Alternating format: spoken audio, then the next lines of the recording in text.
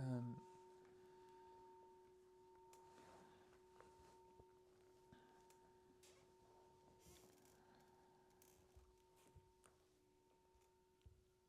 there's a few things on my mind today. I don't quite know what I'm going to talk about. I don't know I never know where it's going to go.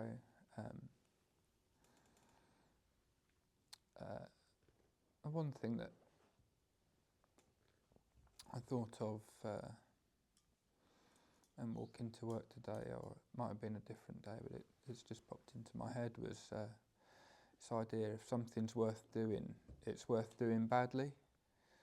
And I think it's one of my fun phrases that comes into my head that I remember, because it's sort of the opposite of what people say, and I think for me, a lot of people, and myself included, and I think it's a symptom of the Western world, that we're drawn to doing things well or not at all, and we feel that if things aren't good enough, then if what we've done isn't good enough, then we aren't good enough, and we don't identify with the things that we say and do.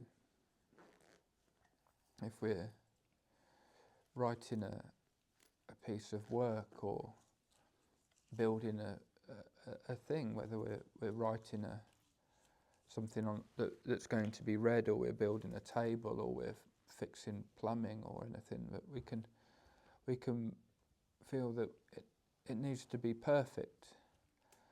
But if it's so important to do, it's even a crappier version, even a less than perfect version, is still better than nothing. And we never compare what we've done to not doing it at all. We compare it to the most perfect version that we could possibly do. And it's easy to do that, especially in work, when we want to take pride in our work, but often it's more important to do something than to do something perfectly. Like if we think about cooking dinner, it's rather than thinking that we have to make the perfect meal for someone, surely the main goal is to make a meal. And we'd like to do it as well as we can, but we don't have to make sure it's perfect every time. And it's like this tyrannical sort of voice in our head that says, oh, it's not good enough, and we worry about making things right. If I'm cooking for people for dinner, they're not that bothered about, I don't know, the exact thickness of the sauce or whatever. They're more what they're going to remember is having a nice time, not if we've got the perfect amount of salt or whatever. Or I mean, I'm sure Gordon Ramsay can cook a better meal than me, but people aren't there for the Gordon Ramsay food. They're there for the fun and the talking, and if we relax and let ourselves be imperfect and do things good enough,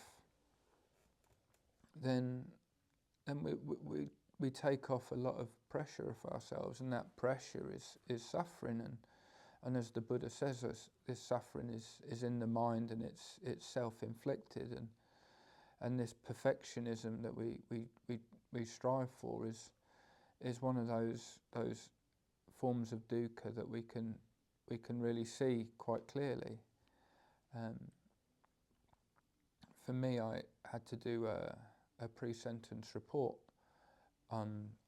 I did two this week. One, someone was outside a pub, and he decided to move his car so he didn't get a ticket, and he decided to park his car somewhere else right in front of a police officer who nicked him. And it wasn't the most serious case, and it wasn't the best report I've ever written. It was a third of the length, but it was good enough because that was the nature of it. And there was another one that I wrote that was a lot more serious, and there were life-changing injuries, and and all sorts of horribleness, and I made sure that I put a bit more effort into that one because it was more complex and nuanced,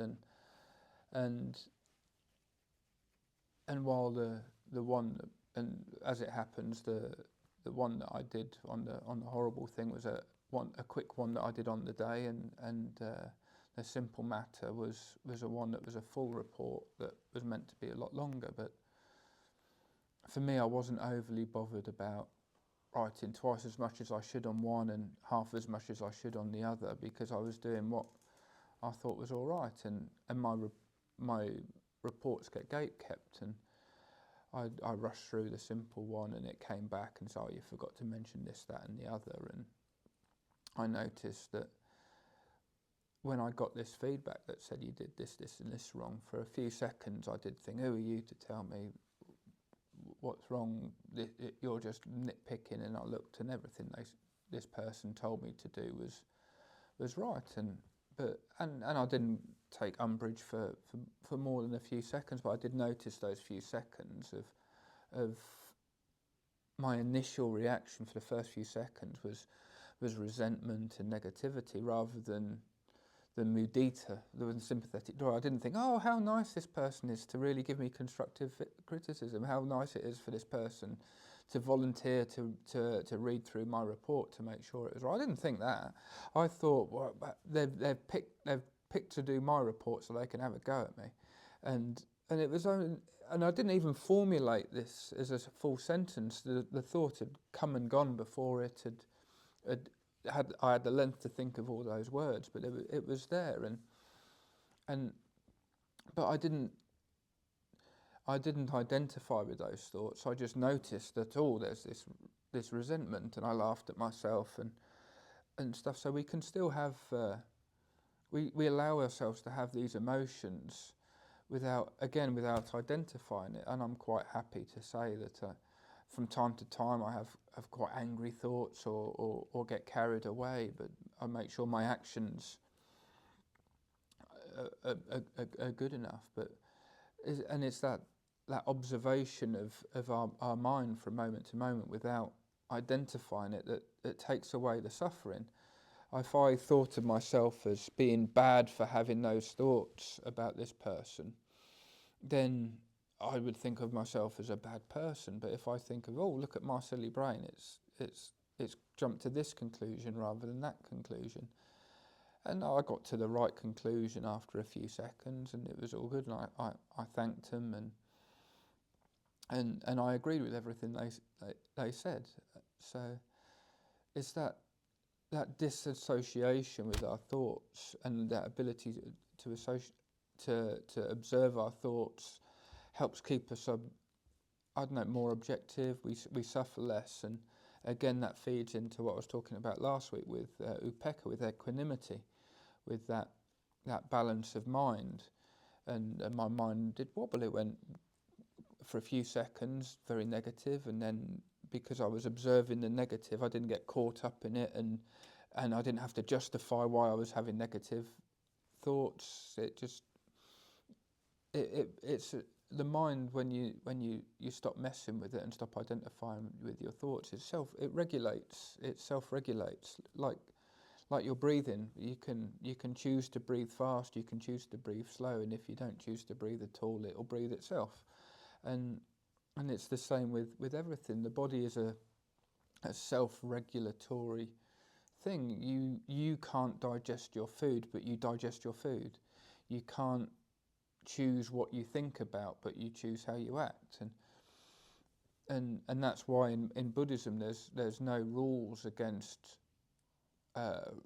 wrong thought. You're not punished for wrong thought. There's 256 rules of being a monk, and not one of them tells you off for thinking the wrong thing. You're allowed to think murderous thoughts all day, but you're just not allowed to murder people.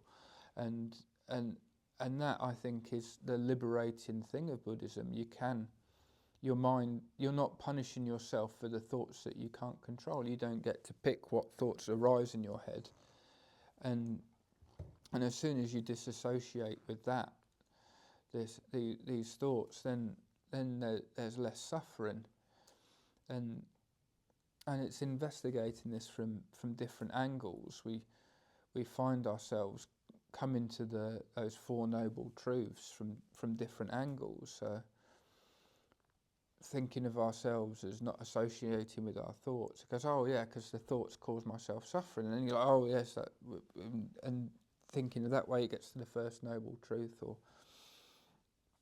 and yeah. So that's, for me, that's the liberating thing about Buddhism.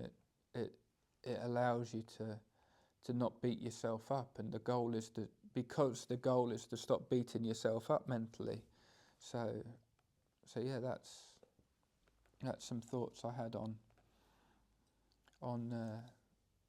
perfectionism and anti-perfectionism, and the less perfect we try and be, the better we get, because then we can practice without worry, and then we will, life is hopefully a little bit better for ourselves and the people around us. So thank you for listening. Hopefully that made some sense. And I'm sadhu.